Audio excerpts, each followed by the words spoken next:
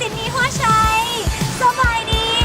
ท่านผู้ชมทุกท่านค่ะมาแล้วอนุสรณ์ลุกเลิศมีเมื่อนี้จะพาทุกท่านน้องมาเที่ยวชมสำหรับโชว์ลุคของคนใดนั่นเองและเมื่อนี้เนาะที่สำคัญพวกเขามาอยู่ที่สาขาบางบอนสั้น1ตึกโคลาวชาวเวอร์2นั่นเองเมื่อนี้ลิจีจะพาท่านผู้ชมน้องมาเบิ่งรถที่สำคัญเมื่อนี้โปรโมชั่นสุดฮอตของโคลาวมันได้จัดหนักจัดเต็มให้กับผู้ประกอบการนั่นก็คือจะมีส่วนลดสูงสุดถึง50 ล้านกีบและพอเพียงเท่านั้นสำหรับท่านไหนเนาะที่ว่าอยากจะได้รถแต่เงินขายเพียงพอท่านนี้เพียงแต่ 10% ของมูลค่ารถคันนี้ท่านก็เป็นเจ้าของรถได้แล้วและที่สำคัญท่านยังสามารถผ่อนยาวได้ถึง7 ปีเต็มและนอกนี้พวกเขายังจะมีโปรโมชั่นที่สุดยอดตื่นอีกนั่นก็คือนอกจากท่านจะได้รับส่วนลดสูงสุด50 ล้านกีบแล้วท่านยังสามารถมีสิทธิ์ลุ้นรับของรางวัลเพิ่มเติมนั่นก็คือส่วนลดสูงสุดถึงสำหรับเป็นการยกสลากอังเปาส่วนลดแมนสูงสุดแมน6 ล้านกีบอุ้ยดอสุดยอดกันไปเลย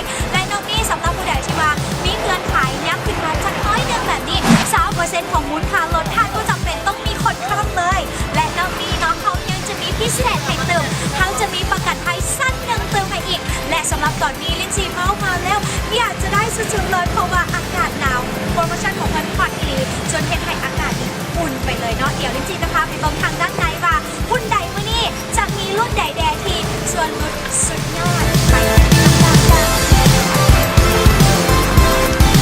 และสำหรับรถหุ้นใดi30หักส่วนลดสูงสุดถึง50 ล้านกีบจ่ายเพียงแต่เดือนละ2,700,000 กีบเท่านั้น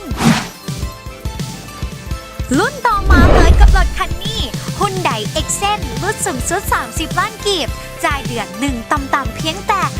2,200,000 กีบถ้าคิดไล่เป็นมือถึกอยู่มือละ70,000 กีบเท่านั้นได้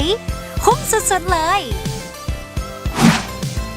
และต่อมาหุ้นใดเฮชมันลดสูงสุด10 ล้านกีบพร้อมหักสิทธิพิเศษจับสลากหักส่วนลดเพิ่มเติม6 ล้านกีบจ่ายแต่ละเดือนเพียงแต่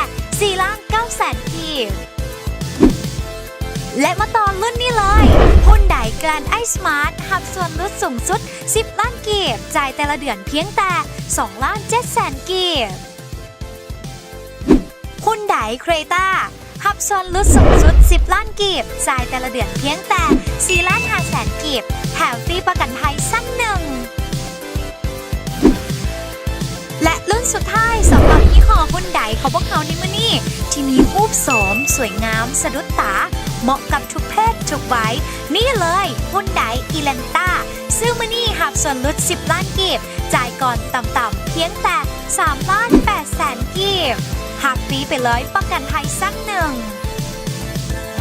เจ้าน้องและสำหรับท่านใดที่อยากจะเข้ามาเบิ่งตัวจริงก็สามารถเข้ามาได้อยู่ในโชว์รูมของพวกเขาได้เลยหรือจะโทรสอบถามก่อน020557153302025571534และสำหรับสุดท้ายนี้ลินจีต้องขอตัวลาไปก่อนขอให้ทุกท่านโชคดีปีใหม่ขึ้นจีนนี่และขอให้ทุกท่านได้อังเปาหลายๆสุขภาพแข็งแรง